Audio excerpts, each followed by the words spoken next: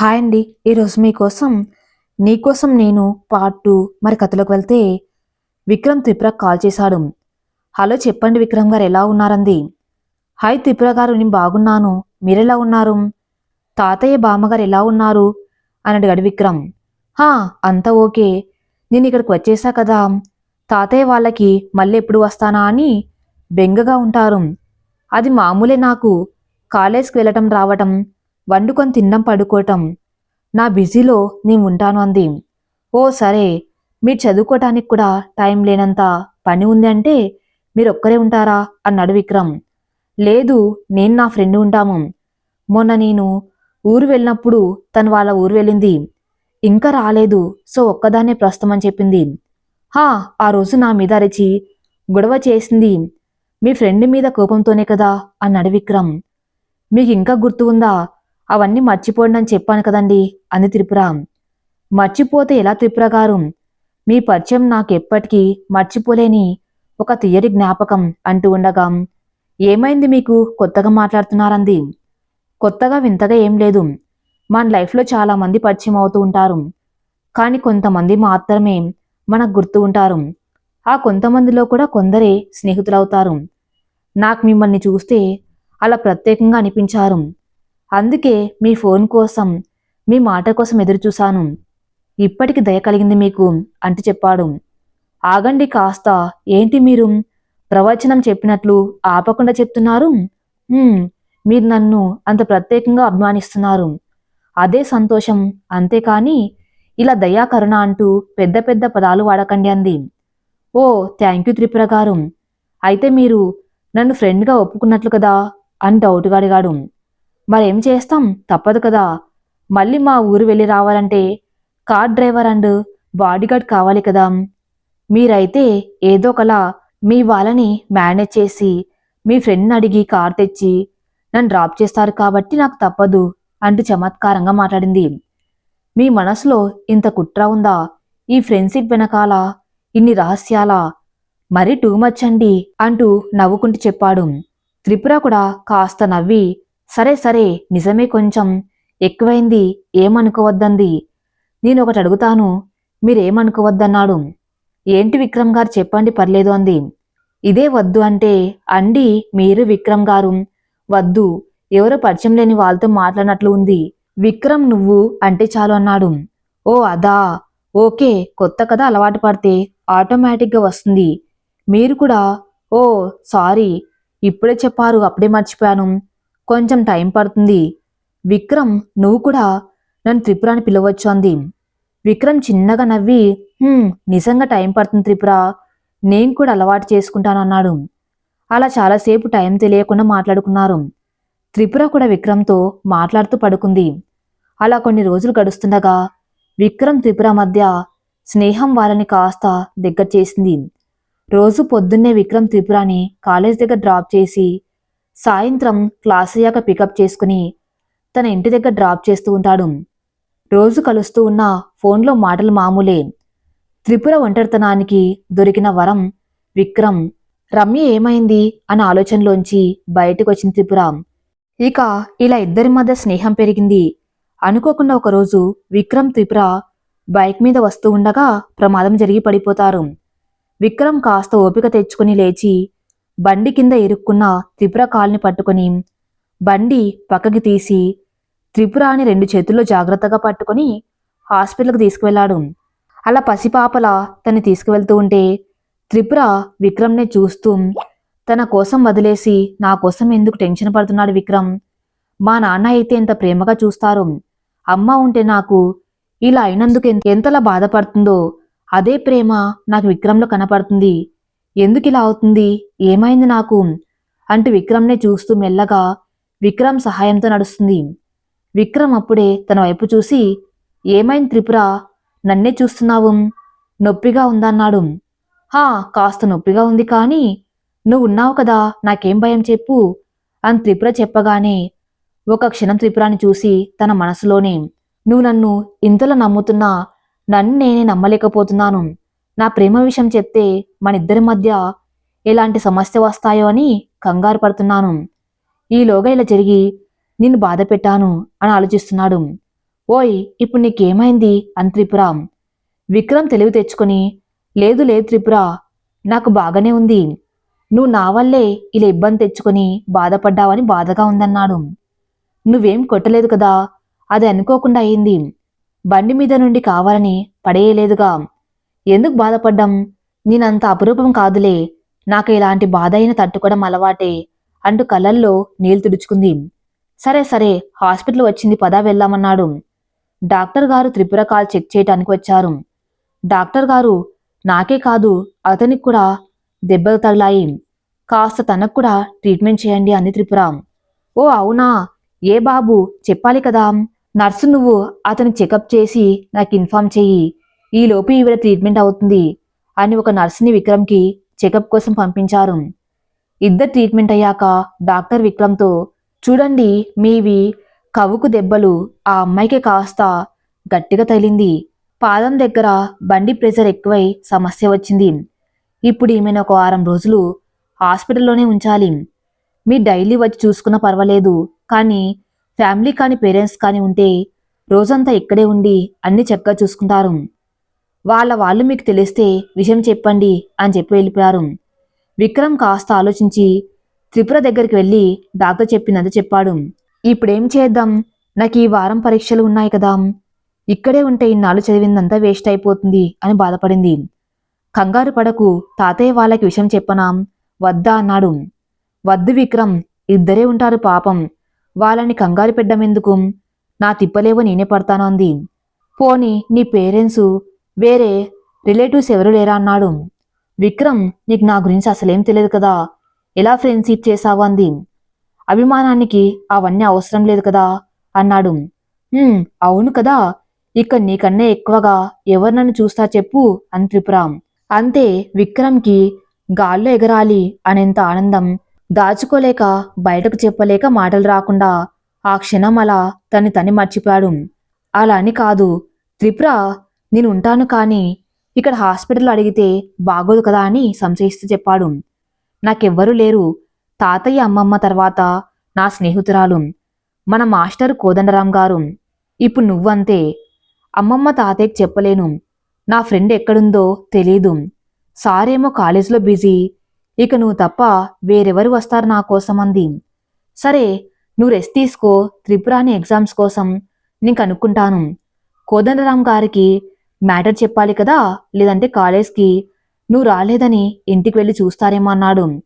హా, అది కూడా నిజమే, కానీ నువ్వు జాగ్రత్త, చిన్న దెబ్బలైనా నీకు రెస్ట్ ఉండాలి అంది.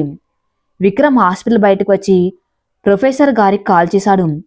జరిగిన సంఘటన గురించి చెప్పాడు. కోదండం గారు విక్రమ్ చెప్పింది విన్నాక, అయ్యయ్యో అవునా, నేను ఇప్పుడే అనుకున్నాను ఇంకా రాలేదు ఫోన్ చేయాలని, ఇంతలో ఇలా వచ్చింది ఫోన్, ఇప్పుడే అక్కడికి వస్తున్నాను అంటూ కంగారుగా ఫోన్ పెట్టేసి కాలేజ్ నుండి హాస్పిటల్కి బయలుదేరారు. హాస్పిటల్కి రాగానే విక్రమ్ ప్రొఫెసర్కి ఎదురెళ్ళి, రండి సార్ మీకోసం చూస్తున్నాను అన్నాడు. త్రిపుర ఎలా ఉంది, ఏమైందని అడగగానే తనకు కాలికి గాయమైంది, అందుకే డాక్టర్ గారు ఈ వారం అంతా ఇక్కడే ఉండాలన్నారు. తనేమో తాతయ్య వాళ్ళకి చెప్పొద్దు, నాకు రెస్ట్ ఏం వద్దు, ఎలాగోలా ఎగ్జామ్స్ రాస్తాను అంటూ చిన్నపిల్లల గోల చేస్తుంది. నాకేం చేయాలి అర్థం కాక మీకు చెప్పానన్నాడు. అయ్యో పిచ్చి పిల్ల, కష్టపడి చదివింది వేస్ట్ అయిపోతుంది అని భయపడుతుంది, నేను మాట్లాడతాను, ఎక్కడ ఉంది త్రిపుర అన్నాడు. రండి సార్ చూపిస్తాను అని త్రిపుర దగ్గర తీసుకువెళ్ళాడు విక్రమ్. ఏమ్మా ఎలా ఉంది ఇప్పుడు అన్నాడు. పర్వాలేదు సార్, విక్రమ్ అనవసరంగా మిమ్మల్ని కంగారు పెట్టాడు, రేపు వచ్చేస్తాను సార్ కాలేజ్కి, అక్కడ కలిసేదాన్ని కదా, మీకెందుకు శ్రమ, ఇంత దూరం నా కోసం వచ్చారు అంది త్రిపుర. అదేంటి త్రిపుర అలా అంటావు, అప్పుడే మర్చిపోయావా, నువ్వు నాకు నీ తండ్రి స్థానం ఇచ్చావు కదా, కూతురికి ఇలా అయితే ఏ తండ్రి అయినా తట్టుకోగలడా చెప్పు, నాకు మాత్రం భయం వేదన్నాడు. సార్ క్షమించాలి, నేను అలా అనలేదు, మీకు ఇబ్బంది పెట్టడమెందుకని నా ఉద్దేశం అంతే అంది. సరే కానీ నీకు డాక్టర్ డిశ్చార్జ్ ఇవ్వకుండా కాలేజ్కి ఎలా వస్తావు, నువ్వు అనుకుంటే అన్నీ అయిపోవు కదా, నువ్వెంత కష్టపడి చదివి ఎన్నో ఒడిదుడుకులు తట్టుకొని నిలబడి ఈరోజు నీకంటూ ఒక నలుగురిని నీతో చేర్చుకున్నావు, నీ కష్టం ఊరికే పోదులే, నేను ప్రిన్సిపల్ గారితో మాట్లాడి ఎగ్జామ్స్ కోసం నీకేదైనా ఏర్పాటు చేస్తాను, సరేనా, ధైర్యంగా ఉండు, రెస్ట్ తీసుకో అని త్రిపురకు అర్థమయ్యే రీతిలో చెప్పాడు. సరే సార్, మీరు నా గురించి ఆలోచించి ఏదైనా చెప్తారు. మీరు నా కోసం భయపడకండి అంది. సరే అమ్మా, నీకు భోజనం మాత్రం మా ఇంటి నుండి వస్తుంది. బయట ఎక్కడ తినకండి, అసలే రోజులు బాగలేవు అని బయలుదేరారు. సార్ సార్, ఒక్క నిమిషం, మీరు నాకు ఒక్కదానికి కాకుండా నాతో పాటు విక్రమ్ కూడా భోజనం పంపించగలరా ప్లీజ్ అని అడిగింది. ఓ, అంతేనే కదా, నీతో ఉండి అన్ని చూసుకున్నాడు. అలాగే త్రిపుర, భోజనమే కదా పంపిస్తాను. ఆ దేవుడు కూడా మాలాగే నిన్ను ఒంటరిగా చూడలేక విక్రమ్ నీ తోడుగా పంపించాడేమో అని చెప్పి వెళ్ళిపోయారు. ప్రొఫెసర్ మాటలకి విక్రమ్ త్రిపుర ఒకరినొకరు చూసుకుంటూ ఉన్నారు. నన్నే చూస్తూ ఉంటే అక్కడ సార్ వెళ్ళిపోతున్నారు. బయట దాకా వెళ్ళి పంపించు. అలా మన కోసం ఎవరైనా వస్తే వాళ్ళు వెళ్ళేదాకా వాళ్ళతోనే ఉండి పంపించాలి అని చెప్పింది త్రిపుర. అలాగే మేడం, మీరు చెప్పినట్టు చేస్తానంటూ చేతులు కట్టుకొని చెప్పాడు. చేతి మీద కొట్టి చాలే ఆపు, వెళ్ళి ముందు అంది. విక్రమ్ కొంటెగా నవ్వుకుంటూ పరుగున వెళ్ళాడు. సార్ ఆగండి, నేను వస్తున్నా అని అరిచాడు. పర్వాలేదు బాబు, నేను వెళ్తాను, నువ్వు త్రిపురాను జాగ్రత్తగా చూసుకో అని చెప్పి ఏదో ఆలోచిస్తూ నిలబడ్డాడు. ఏమైంది సార్, ఏదైనా మర్చిపోయారా అన్నాడు విక్రమ్. హా అవును, ఏదో కాదు, నిన్నే మర్చిపోయాను. నువ్వు ఆ రోజు రాత్రి త్రిపురాని డ్రాప్ చేసిన డ్రైవర్ కదా. నేను ఇందాక త్రిపురాకి ఏమైందనే కంగారులో నేను గమనించలేదు, కానీ ఇప్పుడు గుర్తుపట్టలేదు. నువ్వేంటి ఇక్కడ, అసలు నువ్వు త్రిపుర ఫ్రెండ్ ఏంటి? అయినా నీ బండి మీద తను ఎందుకు వచ్చింది? నువ్వెందుకు ఇంతలా త్రిపుర కోసం భయపడుతున్నావు? నా మనసులో మెదిలే ఈ ప్రశ్నకు సమాధానం కావాలి అని సీరియస్గా అడిగాడు. మీరు ఇలా అడగడంలో తప్పులేదు, కానీ మీరు నన్ను డ్రైవర్గా చూడకముందే నేను త్రిపురాని గుళ్ళో చూశాను. తన కోసమే ఈ సిటీ మొత్తం తిరిగాను. చివరికి మీ వల్ల నా జీవితం మారిపోయింది అని జరిగిన సంగతులన్నీ పూసగుచ్చినట్టు ప్రొఫెసర్కి చెప్పేశాడు విక్రమ్. అంతా విని కోదండరామ్ గారు, సరేనయ్యా, నీ ప్రేమ ఫలించాలని మా త్రిపురాని ఇలాగే అపురూపంగా చూసుకోవాలని కోరుకున్నాను అని చెప్పి వెళ్ళిపోయారు. త్రిపురాకి ప్రొఫెసర్ అంటే ఎందుకంత అభిమానమో ఇప్పుడే నాకు తెలిసింది. సార్ చాలా మంచివారు, ప్రాబ్లం చెప్పగానే అర్థం చేసుకుంటారు అని అనుకుంటూ విక్రమ్ త్రిపుర దగ్గరికి వెళ్ళాడు. త్రిపురకి టాబ్లెట్స్ ఇచ్చి, త్రిపుర రెస్ట్ తీసుకో, నేను చిన్న పని ఉంది వెళ్ళొస్తాను అని చెప్పి బయటికి వెళ్ళాడు. త్రిపుర హాస్పిటల్ ఖర్చుల కోసం, కొంత డబ్బుల కోసం తిరిగి తిరిగి ఎట్టకేలకు ఒక స్నేహితుడి దగ్గర అప్పుగా తెచ్చి హాస్పిటల్లో ఇచ్చాడు. త్రిపుర దగ్గరకు వచ్చి ఎలా ఉంది ఇప్పుడు అని అడిగాడు. నా సంగతి పక్కన పెడితే నువ్వేంటి అలా ఉన్నావు అని త్రిపుర. అబ్బే అదేం లేదు త్రిపుర, ఆఫీస్లో పెండింగ్ పనులు పూర్తి చేసి వచ్చేసరికి కాస్త అలసటగా ఉందంతే అంటూ కంగారుగా చెప్పాడు విక్రమ్. ఎందుకు కంగారు పడుతున్నావు? నీ వాలకం చూస్తుంటే ఆఫీస్కి వెళ్ళినట్లు లేదు. ఎండలో ఎక్కడెక్కడో అప్పు కోసం తిరిగి విసిగి వేసారిపోయినట్టు అనిపిస్తుంది. చూడు, నువ్వు నా దగ్గర నిజం చెప్పకపోయినా పర్వాలేదు, కానీ అబద్ధం మాత్రం చెప్పకు ప్లీజ్ అంటూ కాస్త గట్టిగా అడిగింది. ఏమైనా ఉంటే నీకు కాకుండా ఇంకెవరికి చెప్తాను? నాకు నువ్వు తప్ప ఇంకెవరు లేరు కదా. ఇప్పుడు ఇవన్నీ ఆలోచించి ఎందుకు నీ మనసు పాడు చేసుకోవటం? హాయిగా రెస్ట్ తీసుకో అన్నాడు విక్రమ్. సరేలే, నువ్వు కలిసాక ఎప్పుడు నా మాట నెగ్గనిచ్చావు. ప్రొఫెసర్ గారు భోజనం పంపించారు, తిందాం, అక్కడ ఉంది చూడు. హే, ఇంకా నువ్వు కూడా తినలేదా? టైం 3 దాటింది, మందులు వేసుకోవాలి కదా. అతను పంపగానే నర్స్ని పెట్టమని తినేయాలి కదా అన్నాడు. హా అన్నాం, నేను అడిగాను భోజనం చేసి మందులు వేస్తాను రెస్ట్ తీసుకోండి అని, కానీ మేడం మాత్రం విక్రమ్ గారు వస్తారు, ఇద్దరం తింటాము. పర్వాలేదు, ఒక్కదాన్నే తినను అని మొండిగా కూర్చున్నారు అంది త్రిపురాని చెక్ చేస్తున్న నర్సు. ఏంటి త్రిపుర, ఇంత పంతం ఏంటి నీకు? నేను చెప్పి వెళ్ళాను కదా, నిన్ను ఇలా వదిలేసి ఎలా వెళ్ళిపోతాను? టైంకి తిని మందులు వేసుకుంటే కదా త్వరగా నీకు తగ్గి ఇంటికి వెళ్ళిపోతాం. లేదంటే ఇలా అశ్రద్ధ చేస్తే నీ కాలికి మాత్రమే నొప్పిగా ఉంటుందేమో, నాకు మాత్రం మనసుకు నొప్పిగా ఉంది అని బాధగా చెప్పాడు విక్రమ్. ఏంటి విక్రమ్, ఈ చిన్న పిల్లాల్లా నువ్వేం బాధపడకు. నాకేదైనా అయితే నువ్వు ఎంత విలవిల్లాడిపోతావో నాకు తెలియాలి అని ఆ దేవుడిలా చేశాడు కాబోలు అంటూ దీనంగా చెప్పింది. సరే, ఇంకెప్పుడైనా తిను, నేనే పెడతాను అని అన్నం కలిపి త్రిపురకి తినిపించాడు విక్రమ్. త్రిపుర మనసులో నాకెందుకింత కొత్తగా ఉంది, విక్రమ్ నా మీద చూపిస్తున్న ప్రేమని కూడా భరించలేకపోతున్నాను. అమ్మలా అపురూపంగా చూస్తున్నాడు, నాన్నలా నాకు అండగా నిలబడతాడు, తోబుట్టువులా తోడుగా నీడగా ఉంటాడు, స్నేహితుడిగా కష్టంలో సహాయం చేస్తాడు, బంధువులా మా అనుబంధం నిలబెట్టుకోవడానికి ప్రయత్నం చేస్తాడు. ఈనాటి బంధం ఏనార్దో అన్నట్టు నాకు నా మనసుకి ఇంతలా దగ్గరైపోయాడు. నేను విక్రమ్ని ప్రేమిస్తూ ఉన్నానా? విక్రమ్ నన్ను ప్రేమించడం వల్ల నాకు ఇలా అనిపిస్తుందా? తన మనసులో ఏముందో తెలుసుకోవాలి అని ఆలోచిస్తూ ఒక్కొక్క ముద్ద తింది. హలో మేడం, ఈ వాటర్ తాగండి. ఏంటో అంతలా ఆలోచిస్తున్నావు అన్నాడు విక్రమ్. ఏం లేదు, ఏదో ఉంది, ఇప్పుడు చెప్పలేను అంది. హా, ఏం లేదు, ఏదో ఉందా? ఏంటి ఏదో గందరగోళంగా ఉంది? సరేలే, నీకెప్పుడు చెప్పాలనిపిస్తే అప్పుడు చెప్పు అన్నాడు. కాలేజ్లో కోదండరాం గారు క్లాస్కి వెళ్లారు. కుమార్ సార్ని పిలిచి త్రిపుర క్లాస్కి రావట్లేదు సార్, మీకు తెలుసా అని అడిగాడు. హా కుమార్, తనకు చిన్న యాక్సిడెంట్ అయింది. కాలుకి దెబ్బ తగిలి హాస్పిటల్లో ఉంది. మనమే ప్రిన్సిపల్ గారితో మాట్లాడి త్రిపుర ఎగ్జామ్స్ కోసం ఏదైనా సహాయం చేయమని అడగాలి అని బాధపడ్డాడు ప్రొఫెసర్. అవునా, అయ్యో, చాలా జాగ్రత్తగా ఉంటుంది, శ్రద్ధగా చదువుకుంటుంది. కరెక్ట్గా ఈ టైంలో ఇలా జరగటం ఏంటో పాపం. సరే సార్, మీరేం బాధపడకండి. నేను ఇవాళ మా బ్యాచ్ అందరితో ఒక మాట చెప్తాను, రేపు వెళ్ళి అడుగుదామని చెప్పి కూర్చున్నాడు కుమార్. కోదండరాం గారు కుమార్ మాట విన్నాక కాస్త ధైర్యం తెచ్చుకుని క్లాస్ మొదలుపెట్టారు. ఇవాళ స్పెషల్ ఏంటి, అందరు సింధూరం పెట్టుకుని ఉన్నారు అని అడిగాడు సార్. మన కాలేజ్కి దగ్గరలో ఆంజనేయ స్వామి గుడి కట్టారు. ఇవాళ ప్రారంభమని అందరినీ రమ్మంటే వెళ్ళాం సార్ అని చెప్పారు విద్యార్థులు. ఓ మంచిదే, మీ మీద మీకు నమ్మకం లేకపోయినా దేవుడి మీద అయినా ఉంది, అదే సంతోషం. అయితే అందరూ గుళ్ళో ముద్దులు పెట్టుకోవడం అయ్యిందా?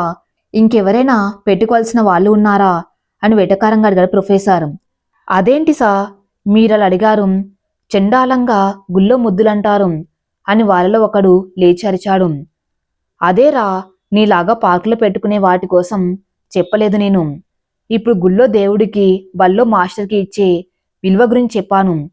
మీ మట్టి బుర్రలోకి డబల్ మీనింగ్ డైలాగులు తప్ప మరేం తట్టవు కదా. అందుకే నేను చెప్పింది మీకు అర్థం కాలేదు. మేం గుడికి వెళ్ళి 2 చేతులతో దండం పెట్టి మనస్ఫూర్తిగా మనసు దేవుడి మీద లగ్నం చేసి దర్శనం చేసుకుని వచ్చేవాళ్ళం. కానీ ఇప్పుడు రోడ్డు మీద వెళ్తూ చెప్పులతోనే దండాలు. లేటెస్ట్ మోడల్ ఏంటంటే పుచుక్ పుచుకంటూ దేవుడికి చూస్తూ చెయ్యి గొంతుకి పట్టుకొని ముద్దు పెట్టడం. ఒంటి చేత్తో మీ చేతులను మీరే ముద్దాడుకొని అదేదో దేవుడి కోసం అన్నట్లు బిల్డప్. ఇప్పుడు చెప్పండ్రా, నేను అడిగింది సింగిల్ మీనింగే కదా. మీరు అలాగే చేసి బొట్టు పెట్టుకుని నా ముందు గొప్పగా చెప్పారంతే కదా అని అడిగాడు ప్రొఫెసర్. స్టూడెంట్స్ అందరికీ సార్ చెప్పిన లాజిక్ అర్థమైంది. మీరు చెప్పింది నిజమే సార్, మేము దేవుడికి నమస్కారం తప్పుగా పెడుతున్నాం. మా జనరేషన్ వాళ్ళకి అర్థమయ్యే రీతిలో చెప్పారు.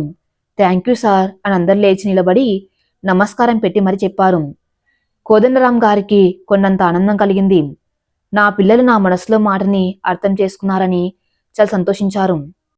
త్రిపుర తాతయ్య వాళ్ళకి ఫోన్ చేసి ఈ వారం రావటం కుదరదు, పరీక్షలు ఉండటం వల్ల ఇక్కడే ఉండవలసి వస్తుంది అని చెప్పాను ప్రొఫెసర్ గారికి చెప్పాను.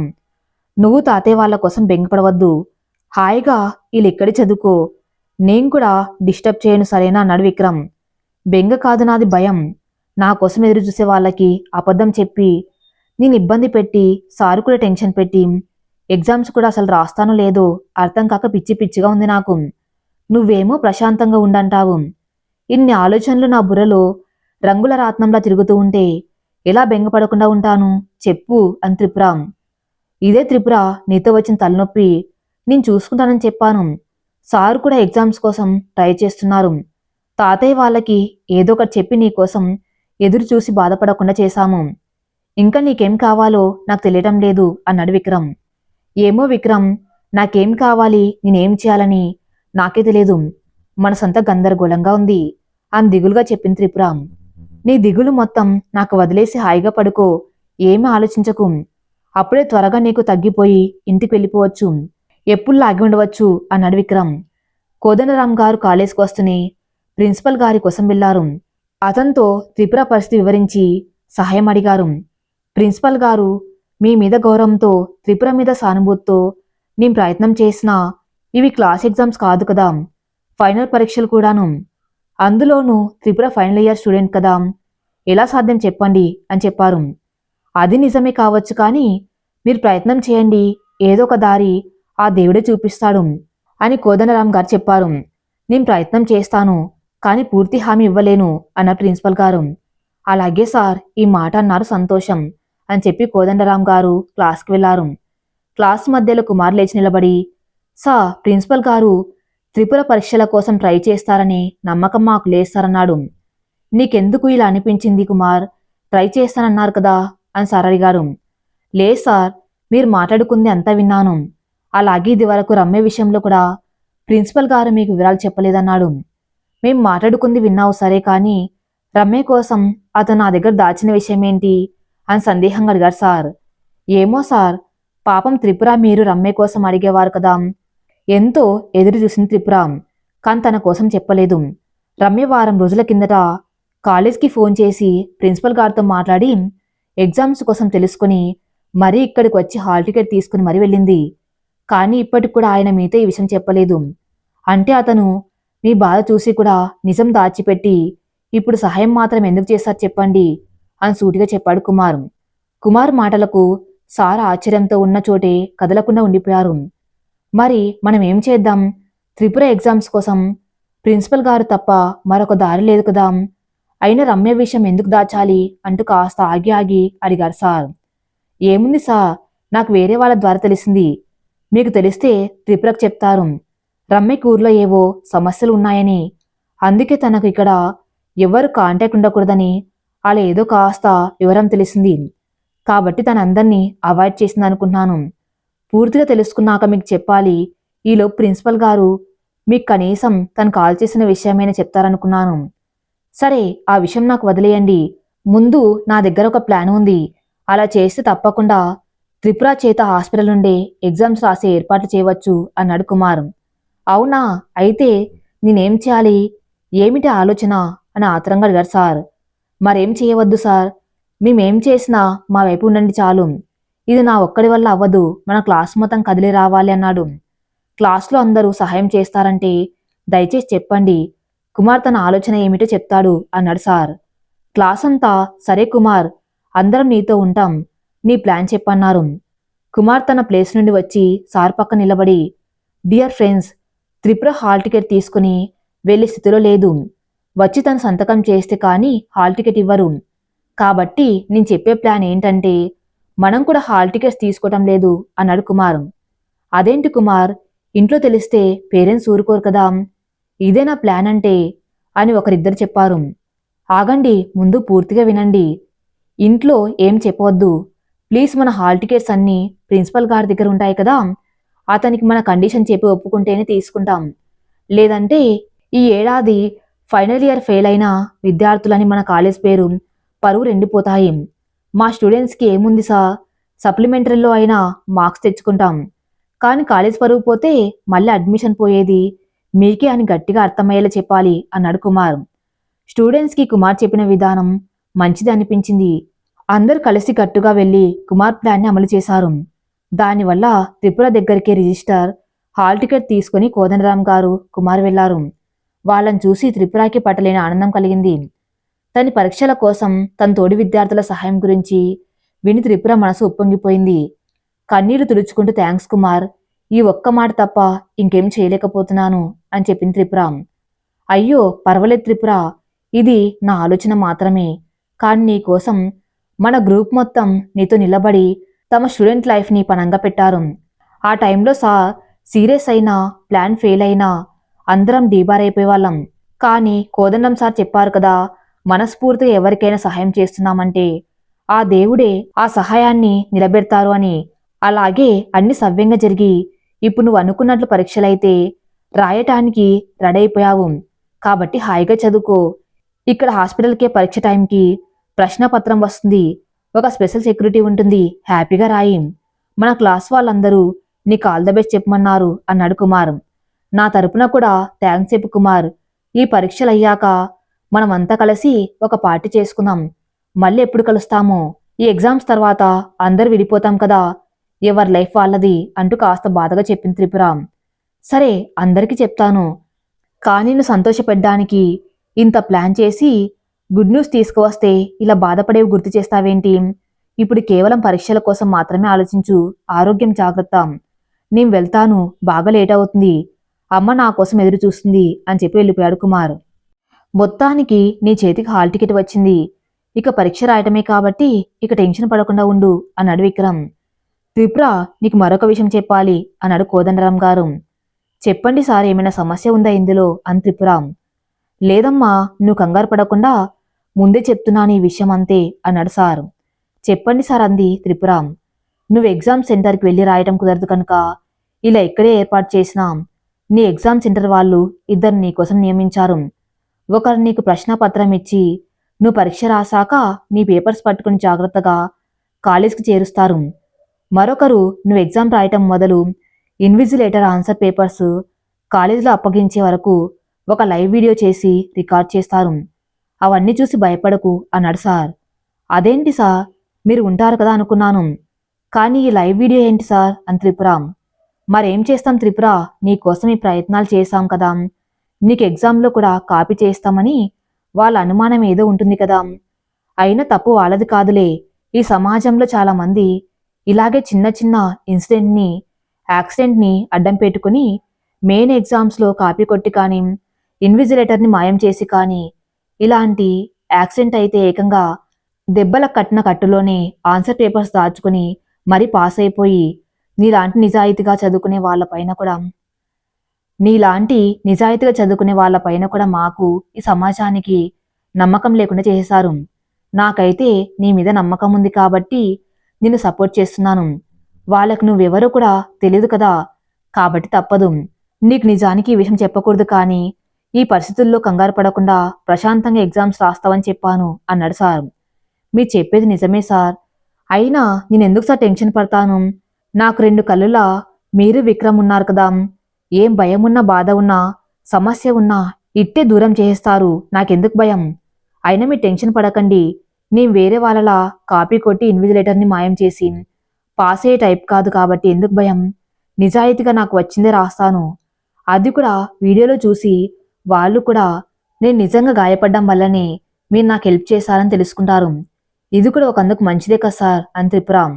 చాలా సంతోషం త్రిపుర, ఇలాగే ధైర్యంగా ఉండి హ్యాపీగా ఉండు అన్నాడు కోదండరాం గారు. అవును సార్, నాకు చెప్పలేనంత ఆనందంగా ఉంది. నా గ్రూప్ మొత్తం నా కోసం నా వైపు నిలబడి సాధించారు. నిజానికి కుమార్ని ఎప్పుడూ నేను తిడుతూనే ఉంటాను. కారణం వాడు కాలేజ్ మొత్తం అందరిని ఆట పట్టిస్తూ అందరినీ నవ్విస్తూ ఉంటాడు. అలాగే మిమ్మల్ని కూడా ఏదో ఒకటి అంటాడు. అదేంటో మిమ్మల్ని గేలి చేస్తే వాడు నా తిట్ల దండకం వినవలసిందే అని త్రిపుర చెప్తూ ఉంటే విక్రమ్, త్రిపుర, కోదండరాం గారు ముగ్గురు నవ్వుకున్నారు. కానీ కుమార్ అవేం పట్టించుకోకుండా మీరు తోడుగా ఉండి నా భవిష్యత్తుని బతికించారు. కష్టం అనగానే అండగా నిలిచారు అని త్రిపుర.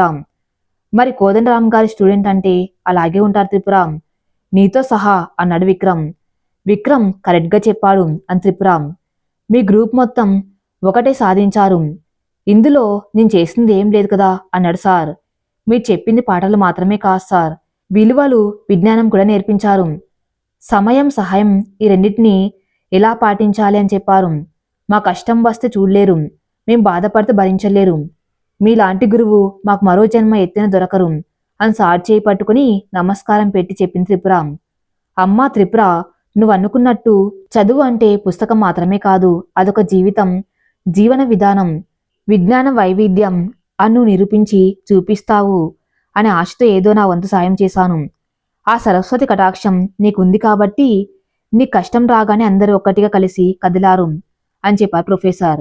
అవును సార్, నాకు కూడా ఈ హాల్ టికెట్ వచ్చింది అనే ఆనందం కంటే ఎక్కువగా నా గ్రూప్ స్టూడెంట్స్ మొత్తం నా కోసం ప్రిన్సిపల్ సార్తో మాట్లాడి కాదు పోట్లాడి మరీ నాకు సహాయం చేశారనే సంతోషంతో నా మనసు నిండిపోయింది.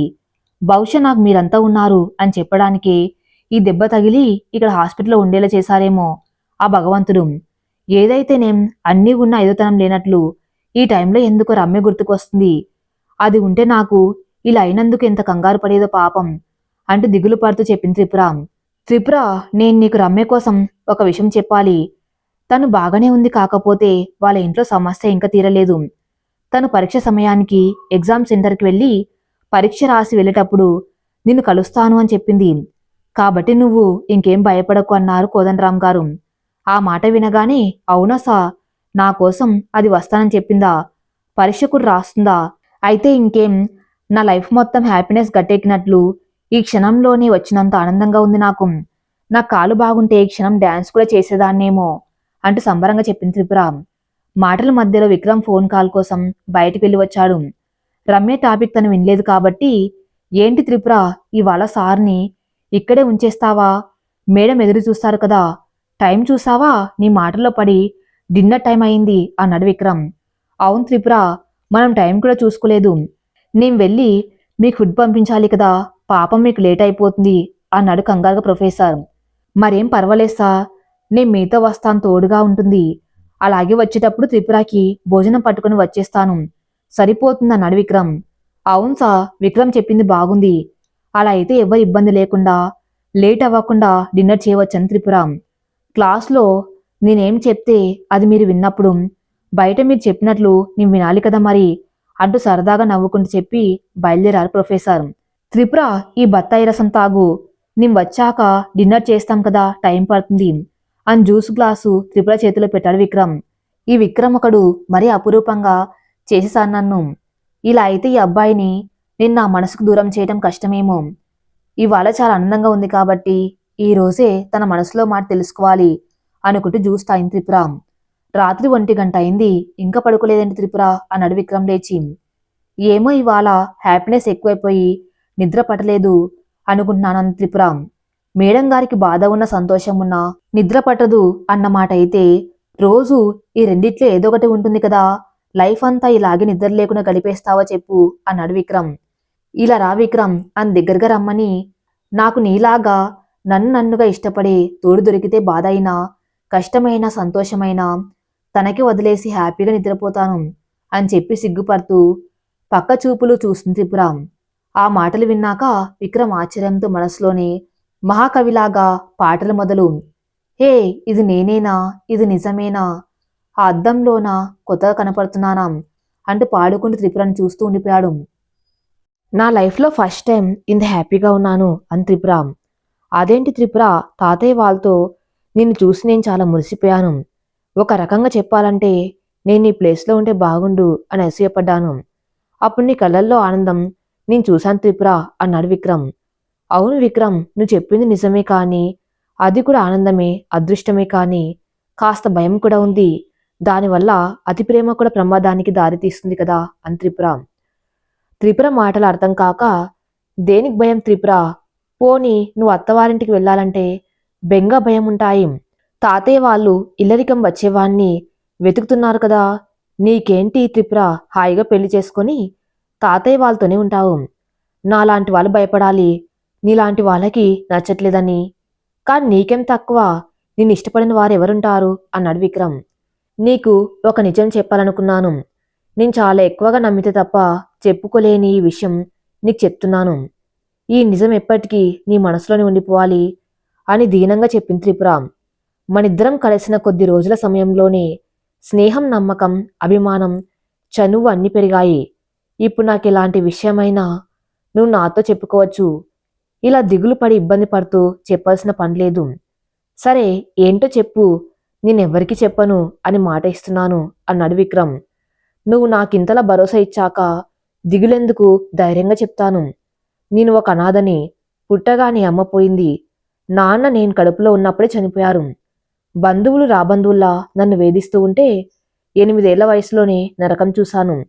కానీ ఏదో ఆశ, అప్పుడు నా వాళ్ళు కదా, అమ్మ నాన్న లేకపోతే ఏమి, కనీసం వీళ్ళైనా ఉన్నారు అని చెప్పుకోవడానికైనా సరే వాళ్లతోనే ఉండాలనుకుని సమస్యల్ని భరిస్తూ వచ్చాను. ఒక 10 ఏళ్ల వయసులో అమ్మవారి గుడిమెట్లు కడిగి గుళ్ళో ప్రసాదం తిని పూజారి గారిచ్చే 10 రూపాయలు పుచ్చుకొని దాచిపెట్టి ఎవరు తెలియకుండా బళ్ళు ఫీజు కట్టుకునేదాన్ని. అలా ఉన్న నాకు తోడుగా నా వయసు అమ్మాయి కలిసింది. అప్పుడు ఆ అమ్మాయి త్రిపురాని. త్రిపుర చెప్పగానే ఉలిక్కిపడి, ఏంటి, నువ్వు నీ పేరు కదా త్రిపుర అని ఆశ్చర్యంగా అడిగాడు విక్రమ్. నా లైఫ్లో ఇలాంటి ట్విస్ట్లే ఉంటాయి, అందుకే రహస్యంగా బతకాల్సి వస్తుంది. అయినా పూర్తిగా చెప్పేది వినవచ్చు కదా. నిజానికి నా పేరు బుజ్జమ్మ. అంటే నాకు అమ్మా నాన్న పేరు పెట్టలేదు, మరెవ్వరూ పెట్టేవాళ్ళు లేరు. కాబట్టి నన్ను బాధ పెట్టిన ఉండడానికి చోటు ఇచ్చిన చుట్టాల దగ్గర మా బామ్మ ఉంటుంది కదా, అసలు మా బామ్మ తిడుతుందని నన్ను ఇంట్లో ఉండనించేవారు. కాబట్టి మా బామ్మ నన్ను ముద్దుగా బుజ్జమ్మ అని పిలిచేది. అందుకే స్కూల్లో పేరు చెప్పమంటే నాకు అలాగే అలవాటైపోయింది. త్రిపుర పరిచయమయ్యాక నా లైఫ్ పూర్తిగా మారిపోయింది. ఇద్దరం కలిసి కొంతసేపటికి ఫ్రెండ్స్ అయిపోయాము. కలిసి చదువుకొని, ఆడుకొని చాలా క్లోజ్ అయిపోయాము. నేను గుడి కడుగుతూ ఉంటే నాకు సహాయం కోసం పాపం నీళ్ళు తెచ్చేది. చేతులు ఎర్రగా అయిపోతే అర్థమయ్యేది నాకు. త్రిపురని ఎంత అపురూపంగా వాళ్ళ పేరెంట్స్ చూసుకున్నారని. నాకు కూడా అమ్మా నాన్న ఉంటే నేను ఇలాగే ఉంటానేమో కదా అని బాధ కూడా పడేదాన్ని. కానీ ఒకరి అదృష్టం చూసి ఎప్పుడూ బాధపడకూడదు. ఎందుకంటే త్రిపుర జీవితంలో కూడా కొన్ని సమస్యలున్నాయి. ఒకరోజు గుళ్ళో ప్రసాదం తింటూ ఉన్నాను. నా కోసం వాళ్ళ ఇంటి నుంచి తెచ్చిన లంచ్ నాకిచ్చి, ఇలా రోజు ప్రసాదంతో కడుపు నింపుకుంటావు కదా, ఈ రోజుకి నా భోజనం నువ్వు తిను, నీ ప్రసాదం నేను తింటాను అని త్రిపుర. ఇద్దరం తిన్నాక, త్రిపుర మీ ఇంట్లో భోజనం చాలా బాగుంది, అమ్మకి థ్యాంక్స్ చెప్పానని చెప్పు అని అన్నాను. ఓ అలాగే బుజ్జమ్మ, కానీ నీకు ఇలా పని చేసుకుంటూ ప్రసాదం తింటూ ఇలా ఎందుకు? నీకు బామ్మ అత్తలు, మామయ్యలు, పెద్దనాన్న, బాబాయిలు ఇలా చాలామంది ఉన్నారు కదా. నాకంటే ఒక అమ్మ నాన్న అంతే. నేనే వాళ్ళ లోకం. నాకు కూడా వాళ్ళే ప్రపంచం. నీకు వాళ్ళంతా ఉన్నారుగా, చదువుకోవడానికి ఇలా కష్టపడ్డం ఎందుకు అంటూ అడిగింది త్రిపుర. అప్పుడు నా లైఫ్లో కష్టాన్ని తనకు చెప్పాను. అయ్యయ్యో, నిజంగా నువ్వు ఇంత బాధపడుతూ ఇలా కష్టపడి స్కూల్కి వస్తున్నావని తెలియక ఏదేదో అడిగేశాను, ఏమనుకోవద్దు అంది త్రిపుర. నా సంగతి సరే, నీకేంటి సమస్య? నువ్వు అమ్మా నాన్న ఉండి కూడా బాధపడే పని ఏంటి అన్నాను. నేను పుట్టకముందే అమ్మా నాన్న పెద్దవాళ్ళకి ఇష్టం లేకుండా పెళ్లి చేసుకున్నారు. అందుకే వాళ్ళని మా రిలేటివ్సే కదా, మా తాతయ్య కూడా ఇంటికి రానివ్వరు అని అమ్మ వేరే వాళ్ళతో చెప్తుంటే నేను విన్నాను. నేను పెద్దయ్యాక అయినా సరే ఒక్కసారైనా అమ్మమ్మ తాతయ్యని చూడాలని రోజు అనుకున్నాను అంటూ బాధపడింది. సరే త్రిపుర బాధపడకు, నీ లైఫ్ నా లైఫ్ పూర్తిగా వేరు కావచ్చు, కానీ ఇద్దరికీ కోరికున్న జీవితం లేదు. మన ఏడుపు చూసి ఆ దేవుడికి జాలి వేసి నాకు అమ్మ నాన్నని నీకు తాతయ్య వాళ్ళని గిఫ్ట్గా పంపిస్తే బాగుండు కదా అన్నాను. మనం అనుకున్నవి జరుగుతాయని నమ్మకం నాకు లేదు అంటూ బాధపడింది. 3 ఏళ్లు కలిసి చదువుకున్నాం. ఇద్దరం కాదు, ఒక్కరే అనేంతగా స్నేహం కుదిరింది. కానీ మా బామ్మ ఆరోగ్యం పాడై చనిపోయింది. దానివల్ల నాకు ఉన్న ఒక ఆధారం లేకుండా పోయింది. అప్పుడు నేను ఒంటరిగా ఎక్కడికి పోవాలి తెలియని గతి పట్టింది. అనాథాశ్రమంలో చేరి అక్కడి నుండి స్కూల్కి వచ్చేదాన్ని. మేము 10వ తరగతి చదివేటప్పుడు త్రిపుర వాళ్ళ అమ్మ నాన్నతో కలిసి ఏదో ట్రిప్ వెళ్తున్నట్టు చెప్పింది. నన్ను కూడా రమ్మని గోల చేసింది. కానీ నేను ఉండి డైలీ నోట్స్ రాసి పెడతాను, నువ్వు మిస్ అయిన క్లాస్వి అని రాసి పెడతాను, నాకు హాస్టల్లో ఒప్పుకోరు అని సర్ది చెప్పి పంపించాను. వెళ్ళిన వాళ్ళు వెళ్ళినట్టే అందరినీ వదిలి వెళ్ళిపోయారు. త్రిపుర ఎన్ని రోజులైనా రాకపోయేసరికి నాకు కంగారుగా అనిపించింది. పేపర్లో టీవీలో న్యూస్ చూశాను, వాళ్ళకి ప్రమాదం జరిగిందని చెప్పారు. త్రిపుర వాళ్ళ నాన్న అక్కడికక్కడే చనిపోయారు. కానీ ఆంటీ మాత్రం బతికి ఉన్నారని తెలిసి కాపాడుకోవడానికి చాలా ప్రయత్నం చేశాను. అవి నాతో, చూడమ్మా నీ గురించి రోజు త్రిపుర చెప్తూనే ఉంటుంది, నేను కూడా బతుకుతాను అని నమ్మకం నాకు లేదు, నువ్వు నాకు ఒక సహాయం చేయగలవు అని నమ్మకంతో అడుగుతున్నాను అని చెప్పారు. అయ్యో ఆంటీ, అలా అనకండి, మీరు బాగుండాలి. నేను త్రిపురాని పోగొట్టుకుని పూర్తిగా అనాథనైపోయాను. ఇప్పుడు మీరు కూడా లేకపోతే నేనెవరి కోసం బతకాలి అన్నాను. నువ్విక నుండి అనాథవి కాదు, నా బిడ్డగా త్రిపుర స్థానంలో ఉండాలి. నా తల్లిదండ్రులకు ఈ రోజు కాకపోయినా రేపనే రోజు గుర్తు వచ్చి నా కోసం వస్తే, నేను లేకపోయినా కనీసం నీలో నా కూతుర్ని చూసుకుని మనవరాలు అని మురిసిపోతారు అనే చిన్న ఆశ అంతే. అందుకే నువ్వు ఇక హాస్టల్లో ఉండకు, మా ఇంట్లో ఉండి నా బిడ్డగా బతుకు చాలు అని ఆవిడ కన్నుమూశారు. అంతే విక్రమ్, ఆవిడ మాట ఆశ నెరవేర్చారని త్రిపురగా బతుకుతున్నాను. కొన్ని రోజులు ఆవిడ అనారోగ్యంతో ఉన్నా నా కళ్ళ ముందే ఉన్నారనే ఆశతో గడిపాను. ఆవిడ పోయాక ఆ ఇంట్లో ఒంటరిగా ఉండలేక మళ్ళీ హాస్టల్లో చేరాను. నేను ఇంటర్మీడియట్ కాలేజ్కి దగ్గరలో హాస్టల్ చూసుకున్నాను. మా స్కూల్ మేడం నాకు మార్క్స్ తక్కువ రావడంతో నన్ను కలిసి మాట్లాడారు. ఆ సంవత్సరమంతా నేను అనుభవించిన బాధ, కోల్పోయిన మనసులు, చేరువై దూరమైపోయిన బాధలు, అన్ని విషయాలు వివరంగా చెప్పాను.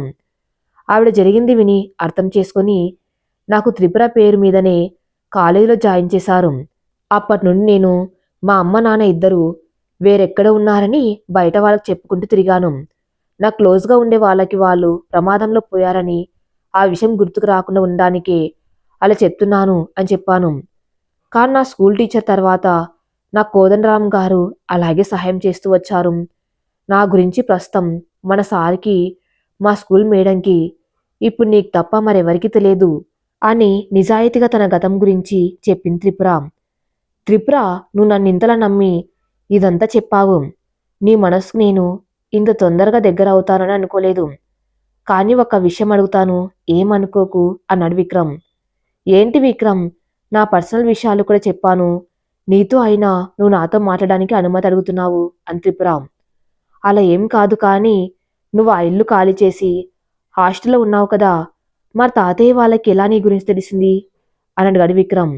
ఓ అదా, నేను వచ్చేసాను, కానీ 6 నెలల ముందు జరిగిన ప్రమాదం గురించి వార్తలు చూసి తాతయ్య అమ్మమ్మ భయంతో బాధతో బతికి ఉన్నప్పుడు ఉన్న పంతాలు పట్టింపులు వదులుకొని ప్రమాదం జరిగిందని తెలిసిన దగ్గర నుండి వాళ్ళ కోసం వెతుకుతూ ప్రయత్నాలు చేశారట.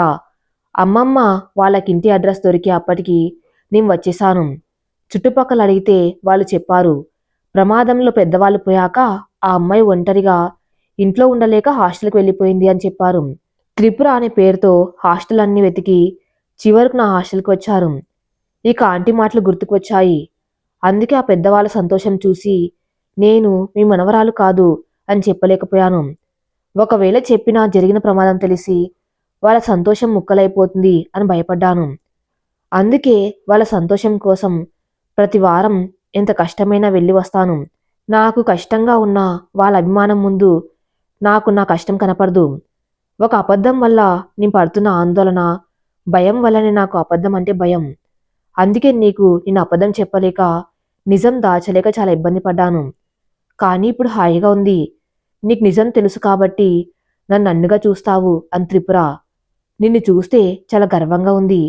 త్రిపుర, నీలాంటి మంచి అమ్మాయి నాకు తెలుసు అని అందరికి గర్వంగా చెప్పగలను. నువ్వన్నట్లు నేనిప్పుడు కాదు, మొదటిసారి నిన్ను కలిసినప్పటి నుండే నేను నిన్నుగా చూస్తున్నాను. అలాగే అభిమానించాను. నువ్వొక నిజం చెప్పావు కాబట్టి నేను ఒక విషయం నీతో చెప్పాలి. నువ్వు ఈ విషయం విన్నాక నన్ను అవాయిడ్ చేయకూడదు అన్నాడు విక్రమ్. అవునా, అంతలా నా దగ్గర దాచే విషయం ఏముంది అని త్రిపుర. నువ్వు నన్ను మన ప్రయాణం రోజు కోపంగా తిట్టుకుంటూ అరుస్తూ నీకు శత్రువును అన్నట్లు చూశావు. కానీ నేను నిన్ను అంతకుముందే గుళ్ళో చూశాను. ఆ రోజు నిన్ను చూసి ఇష్టపడ్డాను, వెంటపడ్డాను. కానీ ఎలాగో ఎక్కడో మిస్ అయ్యాను. ఆ తర్వాత నీ కోసం చాలా చోట్ల వెతికాను, చాలా గుళ్ళు తిరిగాను. అయినా నువ్వు కనపడలేదు. తీరా చూస్తే నా కారులో ఉన్నది నువ్వే. అందుకే నువ్వు కనపడగానే నా నోట మాట రాలేదు. నువ్వు అరుస్తున్నా నా కోపం రాలేదు. నువ్వు తిట్టినా నాకు బాధ కలగలేదు. కానీ వ్యక్తిత్వం నచ్చింది. ఒంటరి ఆడపిల్లలు ఎంత జాగ్రత్తగా ఉండాలని నిన్ను చూసి తెలుస్తుంది. నేను పరిచయమైన ఇన్ని రోజుల తర్వాత నాకు నిజం చెప్పావు. అదే పరిచయం అవ్వగానే చెప్తే అది అతి చనువు అవుతుంది. అదే ప్రమాదాన్ని తెస్తుంది.